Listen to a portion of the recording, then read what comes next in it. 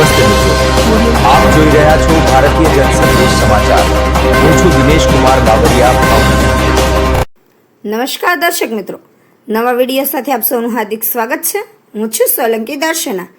ગોપીનાથજી મહિલા arts commerce અને nursing college ખાતે તારીખ 18 જુલાઈ 2026ના રોજ તાજેતરમાં પ્રથમ વર્ષમાં પ્રવેશ મેળવનાર BA અને BCom સેમેસ્ટર 1ની નવોદિત વિદ્યાર્થીઓ તેમજ MA અને MCom સેમેસ્ટરના 1ના વિદ્યાર્થીઓના સ્વાગત માટે એક યાદગાર વેલકમ પાર્ટીનું આયોજન કરવામાં આવ્યું હતું.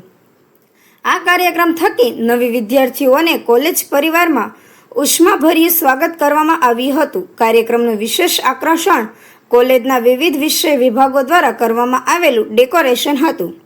કોલેજના ભૂતકાળના સિદ્ધિપૂર્ણ કાર્યક્રમો અને ગૌરવશાળી પ્રવૃત્તિઓની યાદ અપાવતા ફોટોગ્રાફ્સનું આકર્ષણ પ્રદર્શન કરવામાં આવ્યું હતું. આ સજાવટને મુખ્ય હેતુ નવી વિદ્યાર્થીઓને કોલેજની ઉત્કૃષ્ટ પરંપરાઓ અને સાંસ્કૃતિક વારસાથી પરિચિત કરાવવાનો હતો, જેની ઊંડી અસર નવી વિદ્યાર્થીઓ પર જોવા મળી હતી.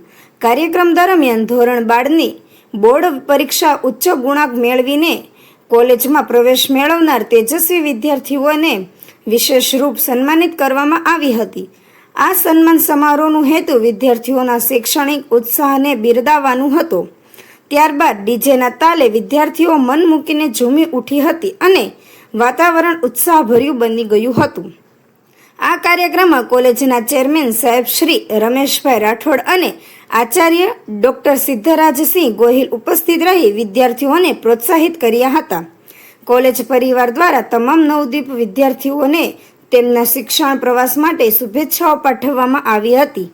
અહેવાલ જીતેન્દ્ર સોલંકી સિહોર સાથે બ્યુરો ચીફ દિનેશ કુમાર બાબરિયા, ઘેટી.